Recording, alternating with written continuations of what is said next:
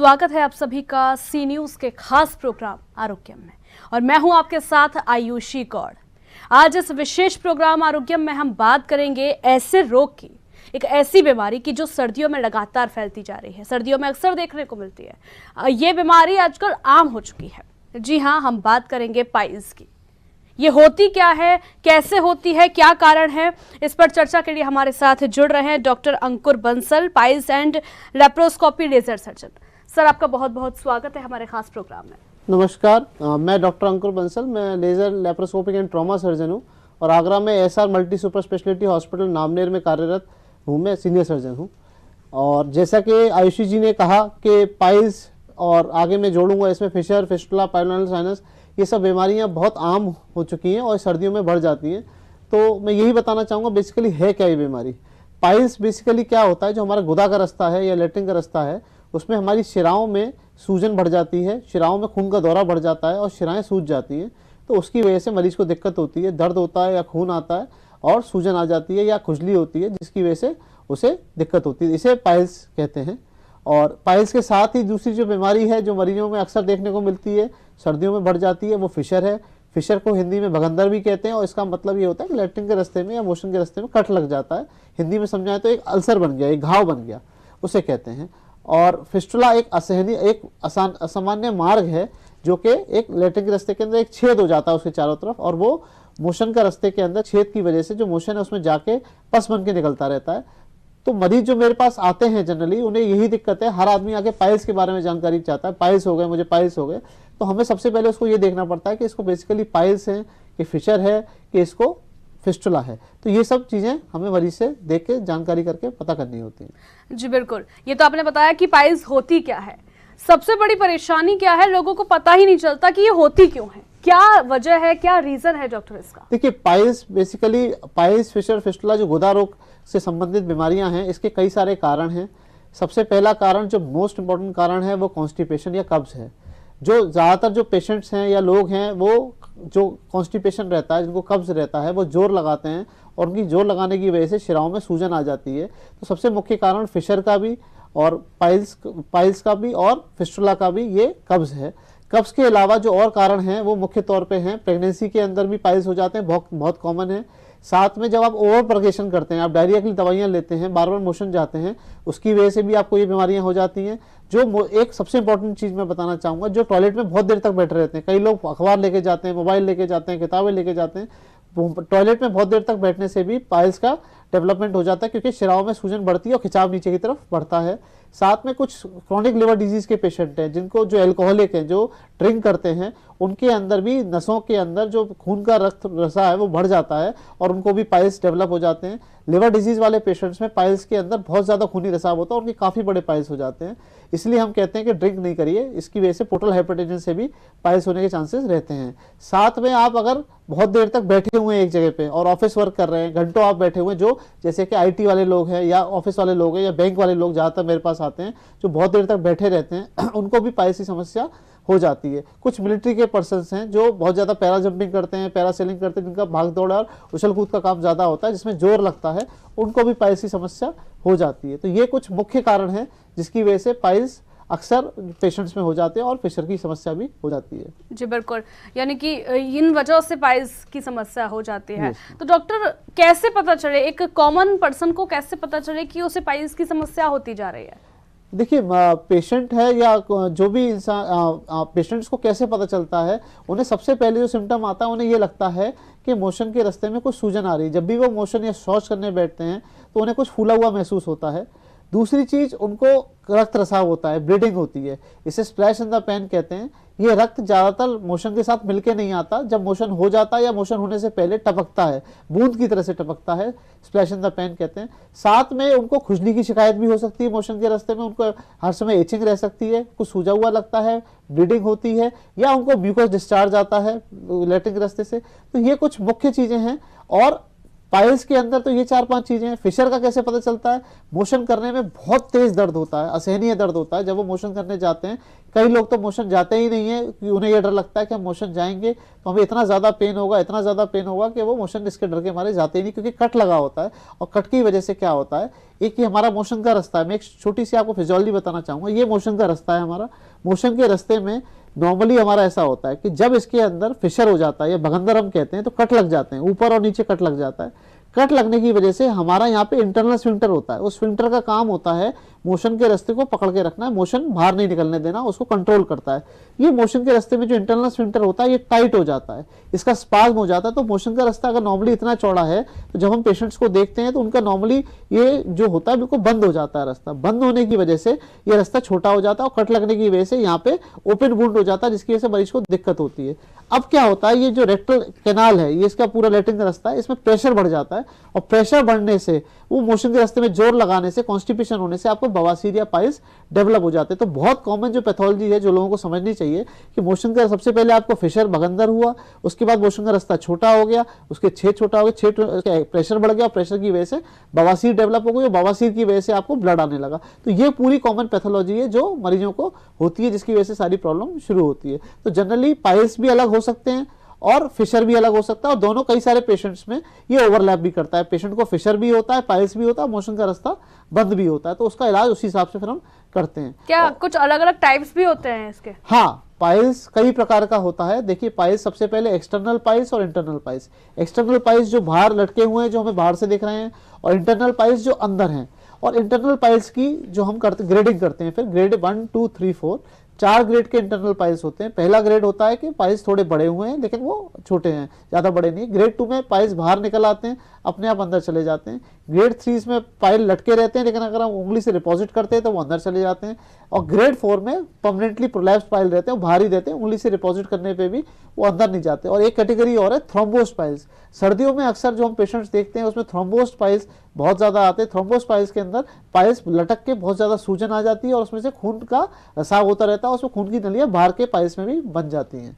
Fisher भी दो तरह का होता है, एक एक्यूट होता है और एक क्रॉनिक होता है। एक्यूट फिशर के अंदर बाहर कोई शिराओं में कोई जो कट लगता है उसमें कुछ गांठ नहीं बनती और वो 6 हफ्ते से पहले का होता है।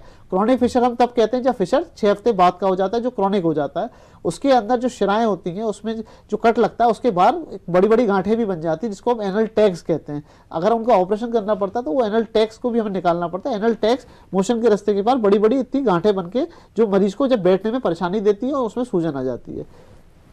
जी बिल्कुल, अभी डॉक्टर साहब ने समझाया कि आखिर पाइल्स होता क्या है, कितना ब्रीफ तरीके से समझाया। अगर डॉक्टर हम बात करें इसके उपचार की, तो कैसे उपचार होता है? और सबसे बड़ी बात जो लोगों को नहीं पता कि उपचार शुरू कब होता है, हम कब जाएं कि डॉक्टर को दिखाने के लिए, वो कौन सी समय विधि होती है उसकी?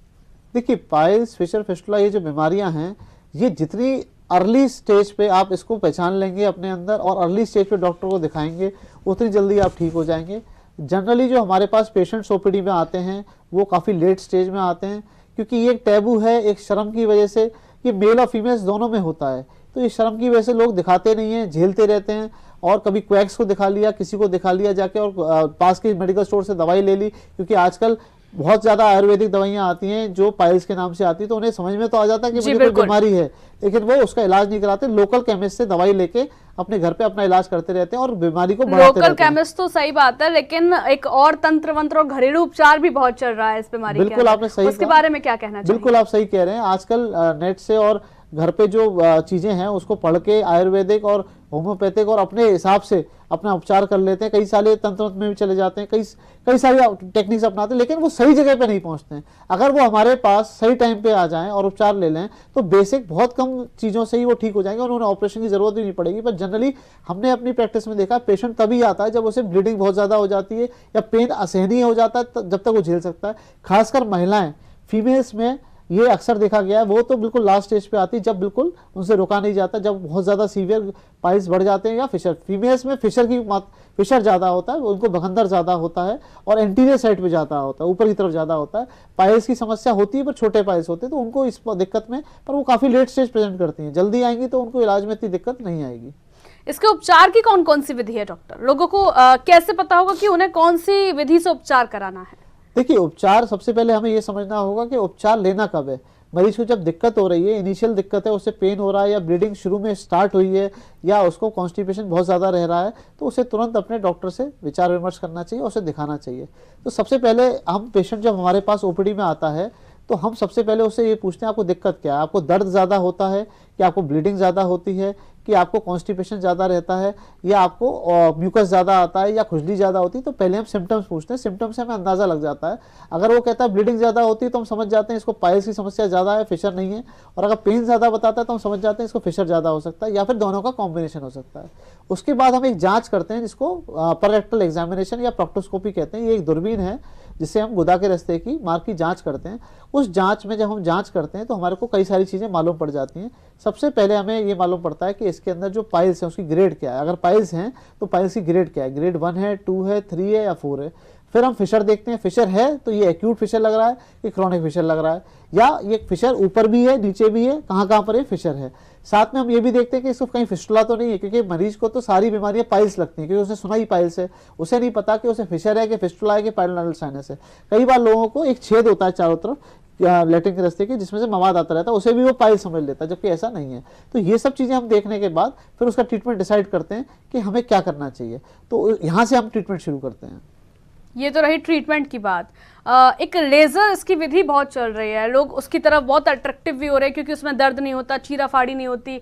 लेजर विधि बहुत चल रही है, उस बारे में क्या कहना चाहिए? देखिए, ट्रीटमेंट को मैं शुरू से बताना चाहूँगा। जब मरीज हमारे पास शुरुआती दौर में आता है, जब उसे दिक्कत होती है, तो हम उसको जब ग्रेड्स देखते हैं, जैसे पाइल्स की 4 ग्रेड मैंने आपको बताई, तो ग्रेड 1 और ग्रेड 2 के अर्ली पार्ट में 50% पेशेंट्स में ये दवाइयों से ही काम हो जाता है। कुछ दवाइयाँ आती हैं जिससे आराम मिलता है, कुछ क्रीम्स आती हैं जिसको लगाने से उन्हें आराम मिलता है, और सिकाई जिसको सिट्स बात कहते हैं, गुनगुने पानी में बीटाडिन डाल के अगर हम सिकाई बताते हैं 15-15 मिनट सुबह दोपहर शाम, और क्रीम लगाने से, कुछ दवाई खाने से मरीज ठीक हो जाता है, रोगी ठीक हो जाता है। लेकिन ये अर्ली ग्रेड 1 और ग्रेड 2 के अर्ली पार्ट में होता है, जिसमें ब्लीडिंग ज़्यादा है।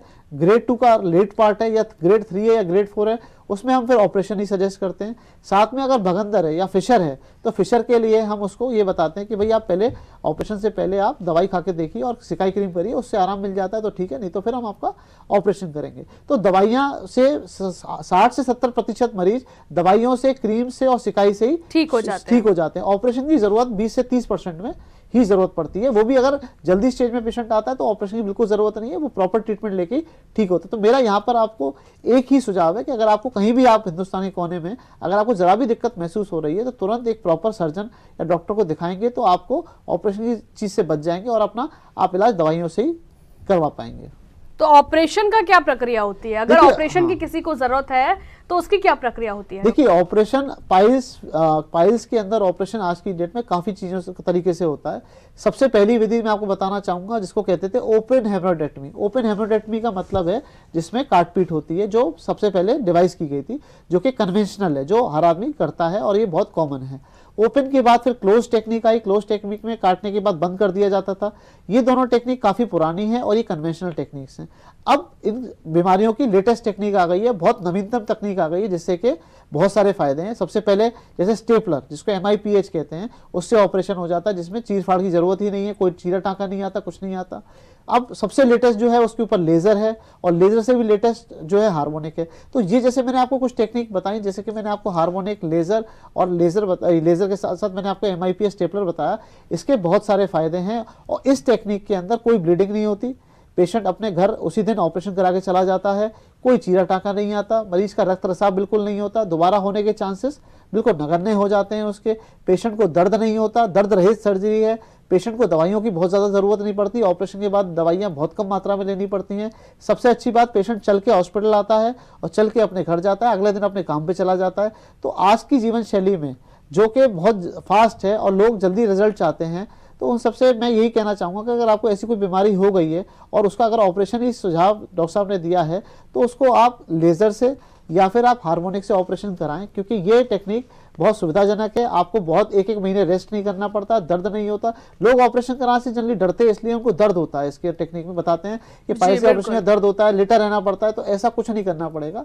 इसमें कोई चीरा टाका नहीं है, कुछ नहीं। तो आप बहुत इन चीज़ों से बच सकते हैं और तुरंत अपने घर जा सकते हैं और अपने काम पे अगले दिन से जा सकते हैं। यानी कि आधुनिक जो विधि आई है वो ज़्यादा बेहतर है। ये आधुनिक विधि जो लेजर की आई है, हार्मोनिक की आई है, स्टेपलर की आई है, ये बहुत बेहतर है। अब मैं अपने सारे ऑपरेशन अब टोटल लेजर से ही करता हूँ और हार्मोनिक से ही करता हूँ और मरीज को काफ़ी बेनिफिट, मेरे पास ऑल ओवर नॉर्थ इंडिया से आप पेशेंट आते हैं इस विधि को कराने के लिए। ये विधि पहले आप, ये विधि बहुत अच्छी है, इसको अब आप प्रॉपर तरीके से मरीज पे अप्लाई करेंगे। मैं 6 साल से कर रहा हूँ और कम से कम 2000-3000 पेशेंट ऑपरेट कर चुका हूँ। तो अब मैं इसका टीचर भी हूँ। मैं ऑल ओवर इंडिया और इंडिया से बाहर नेपाल, बांग्लादेश, इंटरनेशनल भी पढ़ाने जाता हूँ इस विधि को। और इसके रिजल्ट्स आज की डेट में मैं पब्लिश भी कर चुका हूँ कि काफ़ी अच्छे रिजल्ट्स हैं। पेशेंट का मैं फीडबैक भी लेता हूँ, पेशेंट काफ़ी खुश होकर जाता है, पेशेंट को दिक्कत नहीं, जो उसका डर है वो निकल जाता है। खासकर फीमेल्स, मेरी ऑपरेशन की लिस्ट में या मेरी जो ओपीडी है उसमें आज की डेट में 50% फीमेल्स है, जो पहले बहुत कम हुआ करती थी। ये एक चेंज आया है सोसाइटी में। अब वो भी इसको टैबू ना मानते हुए अपने आप को दिखाने आती है। और मैं जो मेरे ऑपरेशन है उसमें मैं 50% मेल्स और 50% फीमेल्स का ऑपरेशन करता हूँ। खासकर फीमेल्स में लेजर का बहुत अच्छा रोल है। पेशेंट बहुत अच्छी तरह से, क्योंकि उन्हें घर के काम भी करने होते हैं, कुछ कामकाजी महिलाएं भी होती हैं, तो उनको अगले दिन से जब वो काम करने लगती है तो बड़ी खुश होती है और उनका डर भी निकल जाता है। और वो और महिलाओं को भी प्रोत्साहित करती हैं कि अगर आपको दिक्कत है तो आप दिखाएं और अपना इलाज कराएं। ऑपरेशन कराना है तो लेजर से कराएं। जी बिल्कुल, आपने महिलाओं की बात करी, इसी पे मैं एक बात करना चाहूंगी कि हमारे समाज पे आज भी काफ़ी जगहों पर देखा जाता है कि महिलाओं को बहुत बंद करके रखा जाता है, झिझक उनमें हो जाती है, वो इलाज नहीं करा पाती हैं। और जो गांव के एरिया होते हैं, जो विलेज होते हैं, वहाँ तो बिल्कुल महिलाएं नहीं निकलती हैं। वहाँ रेशो और बढ़ता है, क्योंकि मैंने देखा है वहाँ भी रेशो है पाइल्स का। तो उसके बारे में क्या कहना चाहिए? आपकी बात बिल्कुल ठीक है और मैं आपको यही चेंज बताना चाह रहा हूँ। मेरी जब प्रैक्टिस शुरू हुई थी तब फीमेल्स तो पेशेंट पाइल्स और फिशर फिस्टुला मैंने कभी देखा ही नहीं था उनको। मुझे लगता था पता नहीं फीमेल्स में ये प्रॉब्लम होती भी है कि नहीं, हमने सिर्फ किताब में पढ़ी है, तो मुझे भी डाउट रहता था कि पता नहीं फीमेल्स। लेकिन जैसे जैसे जागरूकता बढ़ रही है, मैं काफ़ी सेमिनार्स करता हूँ, काफ़ी लोग सेमिनार्स करते हैं यूट्यूब से और गूगल से, लोग अपनी जानकारी, क्योंकि मोबाइल का प्रचलन हो गया है और गांव-गांव के शहर तक मोबाइल पहुंच गया है, तो लोग अपनी बीमारी के सिम्टम्स को मोबाइल पर डाल के पढ़ लेते हैं और आज की डेट में जान लेते हैं। 80% मरीज जो मेरे पास आता है उसको अपनी बीमारी के बारे में आइडिया पूरा होता है कि उसे पाइल्स या फिशर हो गया, फीमेल्स हो चाहे मेल्स हो, क्योंकि तुरंत वो अपने मोबाइल में डाल के ये चीज़ें देख लेती हैं और ये भी ढूंढ लेती हैं कि इसका इलाज बेस्ट कहाँ पर है। तो आज की डेट में जो गांव की महिलाएं थी जिनको इस टाइप से प्रॉब्लम थी, अब मेरे पास गांव की महिलाएं काफ़ी आती हैं इस प्रॉब्लम को लेकर और अपना इलाज कराती हैं। तो जो ये पहले टैबू था, जिनको दबा के रखा जाता था, अब उतना वो नहीं है। भारत एक बढ़ता हुआ देश है, भारत बहुत विकसित देश है और मोदी जी के उसमें इतना ज़्यादा चीज़ें हो रही हैं। गांव-गांव में हर आदमी समझदार हो रहा है, हर आदमी विकसित हो रहा है, नेटवर्क सब जगह पहुंच गया, तो मोबाइल से देख के इतनी उन्हें चीज़ें सीखने को मिल रही हैं और वो आराम से दिखाने आती हैं और घर वाले भी उसमें ऑब्जेक्शन नहीं करते, जांच भी कराते हैं और वो अगर दिक्कत होती तो ऑपरेशन भी कराते हैं। तो ये जो चीज़ पहले थी ये बहुत कम होती जा रही है और ये चीज़ आगे और कम होती जाएगी। इसी चीज़ से हम लोगों को कैंप लगाते हैं, उनको सिखाते हैं, पढ़ाते हैं। हम यूट्यूब पे वीडियोस इसलिए मैं रेगुलर बनाता हूँ। अगर आप मेरा चैनल देखेंगे डॉक्टर अंकुर बंसल यूट्यूब पे, तो हमने इसी जानकारी में हिंदी में सारे चैनल बना रखे जिसको गांव वाले देख के समझते हैं, आते हैं और अपनी बीमारी का इलाज कराते हैं।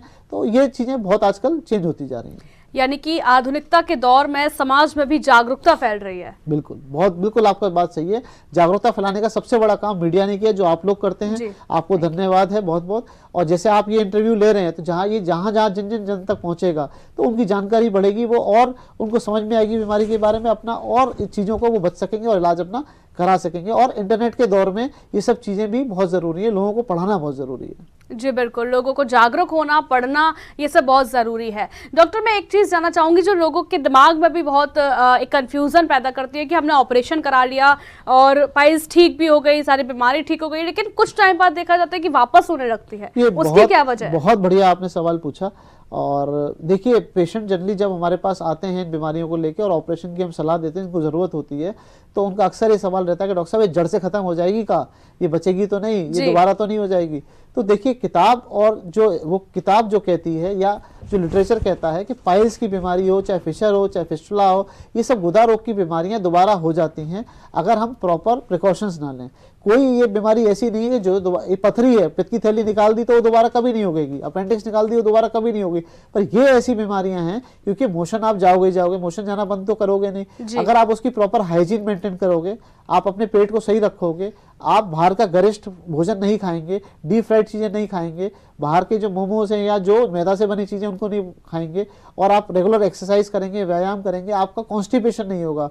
और प्रेगनेंसी में अपने आप को ध्यान रखेंगे, आप ड्रिंक नहीं करेंगे, आपको पोर्टल हाइपरटेंशन नहीं होगा, और ऑपरेशन अगर हो भी गया है तो उसके बाद आप अपने आप को कॉन्स्टिपेशन ना होने देंगे, तो ये कभी दोबारा जिंदगी में नहीं होती। मेरी 15 साल की प्रैक्टिस में इतने ऑपरेशन करने के बाद मेरा कोई मरीज दोबारा लौट के नहीं आया कि मुझे ये हो गया, लेकिन किताब या लिटरेचर में अंकित है कि दोबारा हो जाते हैं। खासकर फिस्टुला, फिस्टुला एक ऐसी बीमारी है जो ऑपरेशन के, उसका इलाज ऑपरेशन ही है, दवाई नहीं है, उसके अंदर दोबारा होने के चांसेस होते हैं। मेरे पास, क्योंकि मैं लेजर नई विधि से ऑपरेशन करता हूं, तो बहुत दूर दूर से वो पेशेंट आते हैं पूरे यूपी से और नॉर्थ इंडिया से, जिनके एक एक दो बार ऑपरेशन ऑलरेडी हो चुके हैं, तब वो मेरे पास आते हैं, तब मैं उनका ऑपरेशन लेजर विधि से करता हूं, जिसका रिजल्ट बहुत अच्छे आ रहे हैं। तो इसमें यही है कि दोबारा होने के चांसेस है, लेकिन अगर आप प्रिकॉशन रखेंगे, कुछ बातें जो पेशेंट को मैं बाद में बताता हूं ऑपरेशन के बाद, वो आप फॉलो करेंगे, तो ये कभी दोबारा नहीं होते और आपको आप सही रहते हो। यानी कि अपनी दैनिकचर्या, आहारचर्या, खानपीन में बदलाव अगर हम लाएं और जीवन शैली में सुधार लाएं तो काफी सारी बीमारियों से हम बच सकते हैं। देखिए, सबसे इंपॉर्टेंट पॉइंट, जीवन में आपको अपनी लाइफस्टाइल चेंज करना पड़ेगा जी। और लाइफस्टाइल चेंज अगर आप करेंगे तो आपको कोई बीमारी नहीं होगी।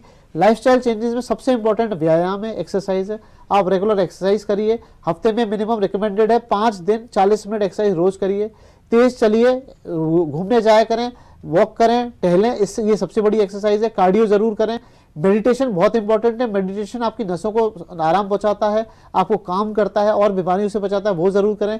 खाने के अंदर सबसे इंपॉर्टेंट जो चेंजेस हैं, सबसे जरूरी जो हैं, वो हैं कि आप खाने में, डाइट में अपने सलाद की मात्रा बढ़ा दें, फाइबर डाइट बढ़ा दें, हरी साग सब्जियां ज़्यादा बढ़ा दें, और आप खाने से पहले सलाद ज़्यादा से ज़्यादा खाएं। खाने से आधा घंटा पहले, आधे घंटे बाद तक कुछ पीने की चीज़ें ना लें, और खाने के अंदर फ्राइड चीज़ों का बिल्कुल ख़त्म कर दें। बाहर का खाना, जो गरिष्ठ भोजन है, फास्ट फूड है, इससे बचें। मैदा की चीज़ों को खाने से बचें, और जो मोमोज हैं या पिज़्ज़ा है, इस टाइप की चीज़ें हैं, उसको वंस इन अ वाइल, मैं ये नहीं कह सकता हर जिंदगी भर बंद कर दें, लेकिन बहुत वंस इन अ वाइल कर लें। जितना आप मसाले डालेंगे खाने में, जितना आप फ्राइड यूज़ करेंगे, उतना आपके शरीर की तंत्रिका को, उसको पचाने में मेहनत करनी पड़ेगी, और मेहनत करने की वजह से आपकी तंत्रिका वीक हो जाएगी और आपको कॉन्स्टिपेशन होगा, जिसकी वजह से बीमारियां जन्म लेती हैं। तो आपको fried food, deep fried food, इन सब चीज़ों से बचना है। सैलेड की मात्रा बढ़ानी है, ग्रीन लीफी वेजिटेबल्स खानी है। अगर आप ब्रेड खाना भी चाहते हैं तो ब्राउन ब्रेड खाइए, जो कि आटे से बनी होती है। आटा भी आप मैदा की जगह और चीज़ों का प्रयोग करिए, तो उससे आप बच सकते हैं। तो जीवन शैली में जो सबसे बदलाव है, प्रॉपर नींद लीजिए, और टॉयलेट में सबसे इंपॉर्टेंट, टॉयलेट के अंदर बहुत देर तक ना बैठें, ये सबसे बड़ा मैसेज है। टॉयलेट में ज़्यादा देर बैठने से पाइल्स होने की संभावना 100% हो जाती है। जब आप अपने ऑफिस वर्क में बैठे हैं तो बहुत देर तक कुर्सी पे ना बैठें, हर आधे घंटे 40 मिनट बाद कुछ ब्रेक लें, खड़े हों, थोड़ा हाथ पैर सीधे करें, फिर बैठ जाएं। बैठने में नीचे कुशन बड़ा लगाएं, मोटा कुशन लगाएं जो गद्दीदार हो, जिससे कि आपको प्रेशर नहीं पड़े और आपको ये बीमारी, क्योंकि मेरे पास बैंक वाले लोग, आईटी वाले लोग बहुत आते हैं, यंग पेशेंट्स आते हैं। अब ये बीमारियां यंग में बहुत हो रही हैं, जो पेशेंट्स आ रहे हैं, तो ये बचने का सबसे अच्छा तरीका है। जी बिल्कुल, यानी कि हम अपनी जीवन शैली में सुधार कर लें, खान पान में सुधार कर लें, तो हम इस बीमारी से बहुत हद तक बच सकते हैं। जी बिल्कुल। डॉक्टर, क्या संदेश देना चाहेंगे हमारी जनता को, और लोगों को क्या संदेश देना चाहेंगे एमसी न्यूज़ के माध्यम से? देखिए, गुदा रोग की बीमारियां आजकल बहुत आम हो गई हैं, और ये बीमारियां बढ़ती जा रही हैं। मरीज को या इंसान को खुद ये समझना चाहिए कि भाई मुझे ये दिक्कत अगर हो रही है तो तुरंत डॉक्टर के पास जाके दिखाना चाहिए, क्वैक्स के पास नहीं जाना चाहिए, या लोकल दवाइयाँ नहीं लेनी चाहिए। क्योंकि अगर आप इनिशियल स्टेज में डॉक्टर, एक प्रॉपर डॉक्टर या सर्जन को दिखा लेंगे तो आपकी बीमारी ठीक होने के चांसेस पूरे हैं, आपको ऑपरेशन से आप बच जाएंगे। और आप अपनी जीवन शैली में चेंजेस लाने की पूरी कोशिश करें, क्योंकि जीवन शैली में चेंज ही आपका बदलाव है, वो आपकी सारी बीमारियों से आपको बचाएगा। डायबिटीज से बचाएगा, हाइपरटेंशन से बचाएगा, इन गुदा रोगों से बचाएगा। नियमित एक्सरसाइज करें, नियमित आप चलें, वॉक करें, मेडिटेशन करें, खाने में सलाद ज़्यादा खाएं, खाने में ग्रीन लीफी वेजिटेबल्स खाएं, fried food, deep fried food ये सब हटा दें, और नींद पूरी प्रॉपर लें, मेडिटेशन करें। ये सब चीज़ें जीवन में अगर आप करेंगे तो आप हर बीमारी से बचेंगे। गुदा रोग की बीमारी से बचेंगे। गुदा रोग की बीमारी एक बार हो जाती है तो ये बहुत परेशान करती है, और बीमारियों से बचने की वजह से आप स्वस्थ रहेंगे और जीवन शैली आपकी बढ़िया रहेगी। जी बिल्कुल, आज डॉक्टर साहब ने हमें बताया कि कैसे हम अपनी स्वस्थ बन सकते हैं, अपनी दिनचर्या सुधार कर, जीवन शैली को सुधार कर कैसे हम एक हेल्दी पर्सन बन सकते हैं। डॉक्टर साहब का बहुत बहुत धन्यवाद इस खास कार्यक्रम में। Thank you. इस आरोग्य में फिलहाल आज के लिए इतना ही, मुझे दीजिए इजाजत, हम फिर मुलाकात करेंगे, तब तक के लिए नमस्कार।